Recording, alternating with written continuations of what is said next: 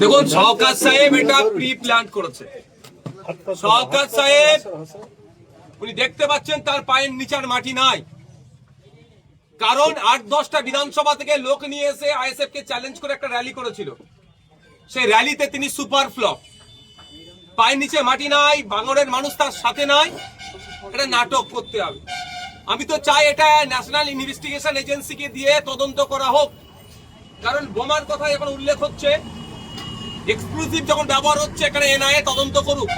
যদি আইএসএফ এর ছেলেরা এর সাথে যুক্ত থাকে তাকে তুলে নিয়ে চলে যাক, দেখবেন দুধকে দুধ পানিকে পানি হয়ে যাবে।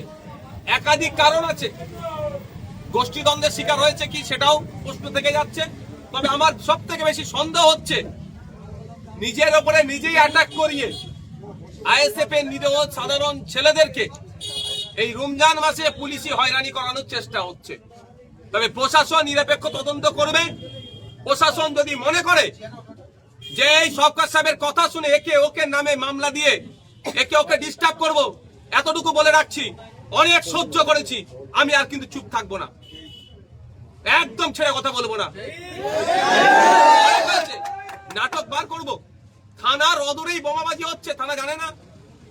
তাহলে তাহলে দুটো জিনিস হচ্ছে, শওকত মোল্লা সাহেব ক্যালকাটা পুলিশকে ফেলিওর বলছে, যে ক্যালকাটা পুলিশ একসময় স্কটল্যান্ড ইয়ার্ডের পরে চর্চা হতো, সেই ক্যালকাটা পুলিশ আজকে ফেল।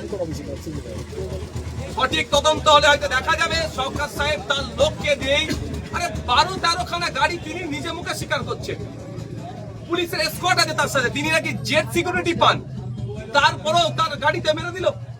এই নাটক হচ্ছে নাকি? সঠিক তদন্ত হলে শওকত সাহেবেরই নাম উঠে আসবে, তিনি এই ধরনের কর্মকাণ্ড করেছে তার দলের কাছে ভাবমূর্তি তার ফিরিয়ে আনার জন্য এবং তার সিকিউরিটি যাতে ইনক্রিজ আরো হয় তার জন্য। লাস্টে কি ওই অভিষেক ব্যানার্জি যে সিকিউরিটি নিয়ে ঘুরে, মমতা ব্যানার্জি যে সিকিউরিটি পান, সেই ধরনের শওকত সাহেব কি চাইছেন নাকি? এই নাটক হচ্ছে। এই রমজান মাসে ভাঙড়ের মানুষকে অশান্তির আগুনের দিকে ঠেলে দেওয়া হচ্ছে। ভাঙড় চাও রাজ্যের মানুষ কিন্তু এটা মেনে নেবে না। আমাদেরকে কি বলা হচ্ছে, আইএসএফ এর ছেলেরা নাকি বোমাবাজি করেছে। আরে আমাদের গরিব ছেলে 1 কিলো আপেল কিনতে গেলে 250 টাকা লাগছে, নাশপাতি 300 টাকা, শসা 60 টাকা, মুসাম্বি লেবু কলার ডজন আপনার 70 টাকা। একটা বোমের দাম কত? 2-2.5 হাজার টাকা কম বেশি হতে পারে, আমার জানা নেই, তারপরেও বলছি ও টাকা থাকলে আমরা পেটে খাবো। সারাদিন রোজায় আছি, সন্ধ্যাবেলা ঠিক করে ইফতার করতে পারছি না আমাদের ছেলেরা, আমরা বোম মারবো? মানুষকে বিভ্রান্ত করা হচ্ছে, প্রশাসনকে বিভ্রান্ত করা হচ্ছে। বাংলার মানুষ জানে ওই ওদের নাটক। 3 জনকে অ্যারেস্ট করা হয়েছে। দেখুন, একজনের পিতাকে ধরে নিয়ে গিয়েছে বলছে নাকি, ঠিক আছে, আমরা আইনি লড়াই লড়ছি, জামিন করিয়ে মালা পরিয়ে নিয়ে আসবো, 1 নম্বর কথা। দ্বিতীয় কথা, যদি এই ধরনের অন্যায় কাজ ক্রমশ বাড়তে থাকে, আমরা আমাদের পরবর্তী পদক্ষেপ গণতান্ত্রিক প্রক্রিয়ায় কি হয় এটাও আমি করে দেবো। এতটুকু মাথায় রাখতে বলবো প্রশাসনকে। পবিত্র রমজান মাস চলছে, কোন ধরনের যদি অন্যায় কাজ করেন কিন্তু আমরা সহ্য করবো না।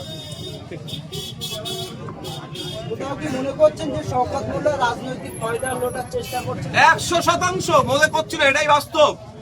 রাজনৈতিক ভাবে শওকত সাহেব দেউলিয়া হয়ে গিয়েছে। 15ই ফেব্রুয়ারি মিছিলের আগে তিনি সেই জন্য ভাঙড়ের বিভিন্ন জায়গায় তিনি বলেছিলেন কি, আমাদের সাথে যারা থাকবে না বা আমাদেরকে যারা ভোট দেবে না তাদের নাকি ঘর ফর হ্যান্ডান দেবো না, ওই বলে মিছিলে লোক ভরা দেওয়ার চেষ্টা করেছিল। তাও ভাঙড়ের মানুষ তার ডাকে সাড়া দেয়নি। ফলে পায়ের নিচে মাটি নাই, রাজনৈতিক ভাবে দেউলিয়া হয়ে গিয়েছে। সেই জন্য মাটি ফিরে পাওয়ার জন্য আর সিম্প্যাথি পাওয়ার জন্য এই ধরনের নাটক করছে। আর রেজ্জাক খাকে যারা খুন করলো, সেই আইএসএফ এর নামে দোষ দিয়েছিল, পরবর্তীতে প্রমাণ হয়েছে যে রেজ্জাক খাকে তার দলের লোকেরাই খুন করেছিল। এটাও যদি সঠিক তদন্ত হয়, বোমাবাজি যে চাকরটা সঠিক তদন্ত প্রমাণিত হবে, যেখানেও শওকত সাহেবদের দলের বা তারা